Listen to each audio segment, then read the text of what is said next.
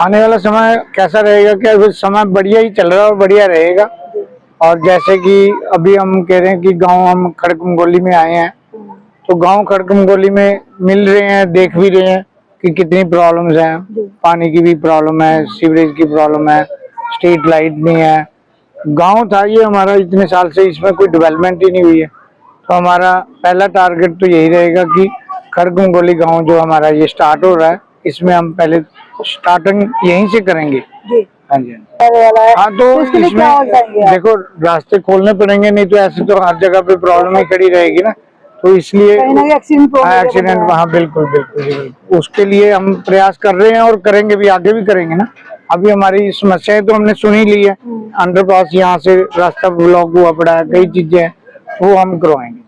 नहीं नहीं नहीं, ऐसा कुछ नहीं है। हमने अपना एक स्थान तय कर लिया हुआ है कि जैसे खड़कमगोली के लिए हम ये मादरी चौक पे ही, अपने मित्र है उनकी शॉप है, तो वहाँ पे एक ऑफिस रहेगा। गांव का हर एक बंदा जब मर्जी मुझे फोन करेगा, मैं यहीं पे पहुंच के अपना काम करके दे के जाऊंगा। ऐसा नहीं है कि उनको मेरी वेट करनी पड़ेगी या मेरे पास आना पड़ेगा, हम खुद पहुंचेंगे। तो अभी तक जो ऐसा है, अभी लुभावने वादे वाला जो काम है, ऐसा ना तो किसी ने मेरे से इच्छा जाहिर की है। उनको आप नहीं नहीं, और जो उम्मीदवार हैं वो देते होंगे, कोई बात नहीं है, लेकिन वो देने से कुछ नहीं फर्क पड़ता। जनता पूरी समझदार है और गांव की समस्याएं कितने सालों से है, वो इन वादों को, इन लुभावने चक्रों में फंस चुके थे, आ चुके थे। लेकिन अब नहीं, अब जनता बहुत समझदार हो चुकी है और पूरा साथ दे रहे हैं, और उनको काम चाहिए और काम हमने करके देना है। हमारा टारगेट रहेगा, हम काम करवा के देंगे।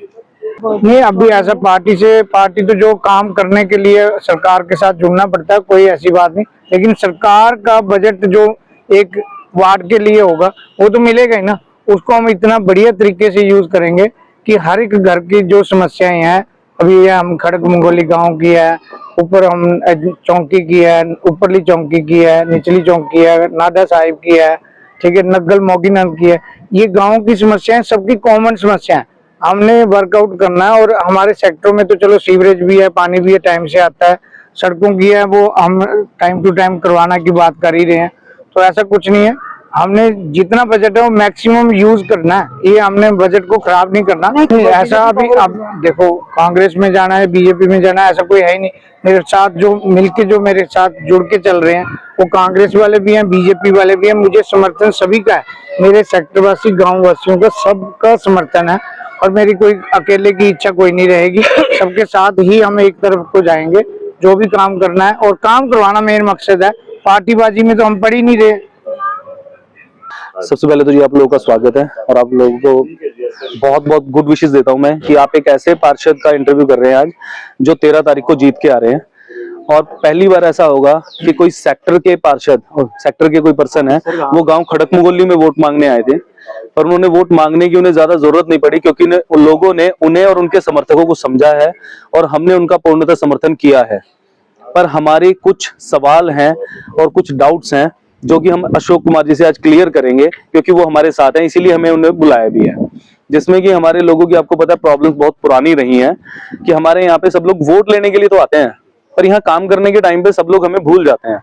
वो फिर हमारे अंदर ना एक फिल्टर लगाते हैं कि जी किसने हमें वोट दिया, किसने नहीं दिया, कौन कांग्रेस का था, कोई बीजेपी का था।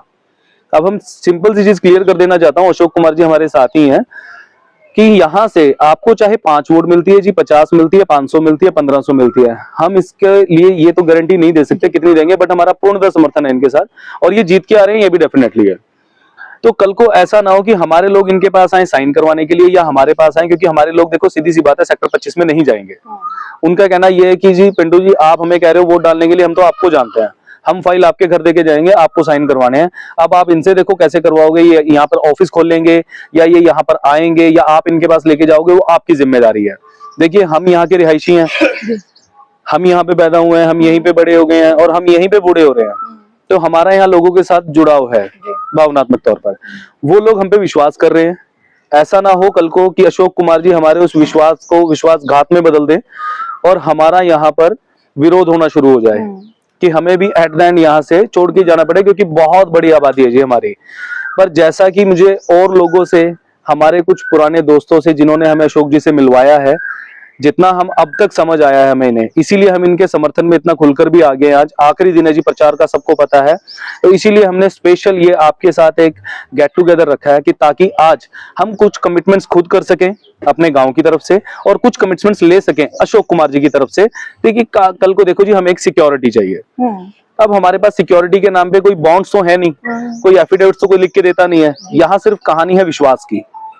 तो हमारे लोगों का विश्वास मुझ पर है और मेरा विश्वास अशोक जी पर है। सर जैसे कि ना आबेपुर में एक बात हुई है कि वहाँ के जो व्यापारी जो है उन्होंने 10 मांग पत्र मांगे लिखी है, मांग पत्र बनाया, तो उन्होंने साइन कराया बकायदा कि जो भी यहाँ जीतेगा वो इन जो साइन हुए हैं उस पर मतलब उसको अप्लाई करेगा जो मांगे है। तो क्या आप लोग ने ऐसा कर सकते हैं? देखो जी, ये ना सब बातें जुमलेबाजी की कि आप एफिडेविट करवा लो, किसी का इंटरव्यू ले लो, कोई वीडियो रिकॉर्डिंग ले लो, 10 लोगों के साइन करा के गारंटी ले लो।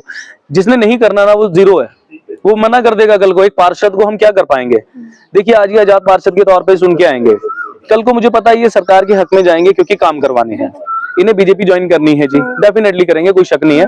बट हम चाहते हैं कि कुछ जिन शर्तों पे ये बीजेपी ज्वाइन करते हैं उसमें कुछ 2 शर्तें हमारे गांव की तरफ से रखी जाए और उस शर्तों को बनाने वाली कमेटी का हिस्सा हमें बनाया जाए ताकि हम अपने लोगों की वो 4 बातें रख सकें। और ये जो एफिडेविट्स हैं या कुछ मांग पत्र हैं, ये सब जुमलेबाजी है जी। जिसने नहीं करना है वो नहीं करेगा। देखो मैं अशोक जी को तो नहीं जानता, पर इनके साथ बहुत सारे ऐसे समर्थक हैं जिन्हें हम डायरेक्टली और इनडायरेक्टली भी जानते हैं। उनमें कुछ आर्मी के रिटायर्ड ऑफिसर्स भी हैं जिनका हम बड़ा रिगार्ड करते हैं। कुछ लोग मुझे कल रात को भी मिले हैं सेक्टर 25 से जब इनका प्रोग्राम हुआ है।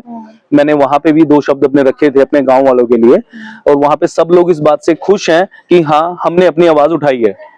पिंटू जी कई लोगों का अभी मैं सुना है, कई लोग कहते हैं यहाँ का विकास हो ही नहीं सकता, आप टोनी के लोग ही कह रहे हैं। तो उनकी जो माइंड में बैठ चुका है या फिर उनका जो ऐसा साइको मतलब होता है उसको कैसे दूर करेंगे आप? बिल्कुल जी, बिल्कुल जी, ये बहुत बड़ी बात कही आपने। पहले तो एक चीज करेक्ट कर दूं जी, कॉलोनी नहीं है, गांव है, गांव खड़क मंगोली है।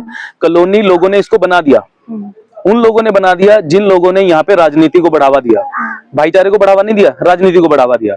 और उसके बाद लोग कह रहे हैं जी विकास नहीं हो सकता। तो मैं आपको बताना चाहूंगा, आज से 17 साल पहले हमारे दादी जी श्रीमती कस्तूरी देवी जी यहाँ पे पार्षद थे और वो अनपढ़ थे, उन्हें साइन भी नहीं करने आते थे। साइन भी उन्होंने जब वो चुन के आए हैं उसके बाद सीखे हैं, क्योंकि वो तब तक अंगूठा लगाते रहे हैं, है ना।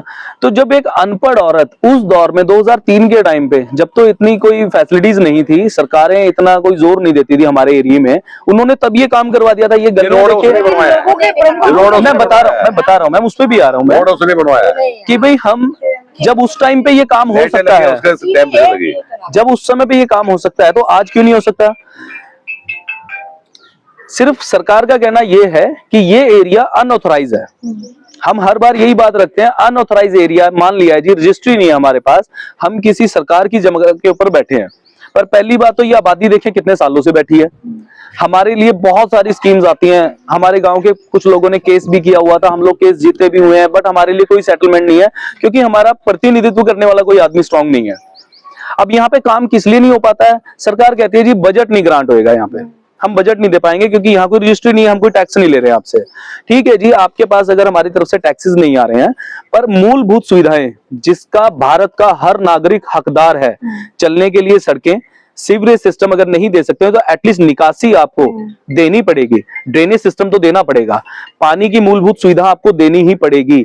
और जो लोग कहते हैं यहाँ काम नहीं हो सकता है, ये सिर्फ लालच की कहानी है, क्योंकि बजट पास होगा तो पार्षद को मिलेगी जी कमीशन।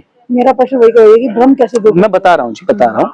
यहाँ पर बजट एलोकेट नहीं होगा तो यहाँ पे पार्षद को कमीशन नहीं मिलेगी, जब कमीशन नहीं मिलेगी तो उसका इंटरेस्ट नहीं है कि यहाँ पे काम करवाया जाए। पर अगर देखो जी, ये 11,000 लोगों का वार्ड बनेगा, अभी भी 11,000 वोटर्स रहेंगे। खड़क मंगोली से तकरीबन कोई 3,000 वोटर यहाँ पे इंक्लूड हुए हैं वार्ड नंबर 17 में। अगर हमारे जो पार्षद बन के आ रहे हैं अशोक कुमार जी, ये इस बात का बीड़ा उठा लें या इनके साथ ही इस बात को मजबूती से रख दें कि यार कोई बात नहीं, हमें कमीशन नहीं चाहिए, हमें सिर्फ ये काम करवाना है, बेसिक जो मूलभूत सुविधाएं हैं। ये सरकार ऐसा मैं मतलब ही नहीं बनता जी। देखो आप भी पंचकुला में ही रहते हैं और सबको पता है ये संवैधानिक हक है हमारा कि हमारे लोगों को गलियां, नालियां और पानी की सुविधा देनी पड़ेगी। और जिन लोगों को ये भ्रम है कि ये काम नहीं हो सकता है, उस भ्रम को तोड़ने का काम हम इस बार अशोक कुमार जी के साथ मिलकर करेंगे। और ये जो कहानी है ना कि काम नहीं हो सकता, काम नहीं हो सकता, ये सिर्फ एक इन लोगों ने मिथ बना लिया। तो उसे कैसे तोड़ेंगे आप? देखो वो तो बात की बात है ना, जीतेंगे काम ठीक है, होंगे, ठीक है जी। वो बात की बात है, लेकिन हमें तो एट प्रेजेंट चाहिए ना, हाँ जी। इंस्टेंट काम चाहिए। हाँ जी, तो हाँ जी। इंस्टेंट में कैसे भ्रम तोड़ेंगे आप वो? इंस्टेंट में भ्रम तोड़ने के लिए जी हम अपने लोगों के लिए गारंटर का काम करेंगे, क्योंकि हमारे लोगों को कोई ऐसा चाहिए। देखिए पिछले काफी सालों से हम अपने लिए तैयारी कर रहे थे और हम लोगों को ये विश्वास दिलाने में 100% कामयाब रहे हैं कि हम काम आपको करवा के देंगे। हमारा किसी वजह से नॉमिनेशन कैंसिल हुआ, बट हमने ये रेस नहीं छोड़ी। क्या होगा, हम जीतेंगे नहीं ना, बट हम रेस का हिस्सा रहेंगे और हम किसी को जिताएंगे और हम जिताएंगे और अपने गांव में लेके आएंगे। और वो जो काम जो लोगों ने सपने हमारे साथ देखे हैं, उन सपनों को पूरा करने का काम हम अशोक कुमार जी के साथ करेंगे। यही सुन रहा हूँ जी मैं।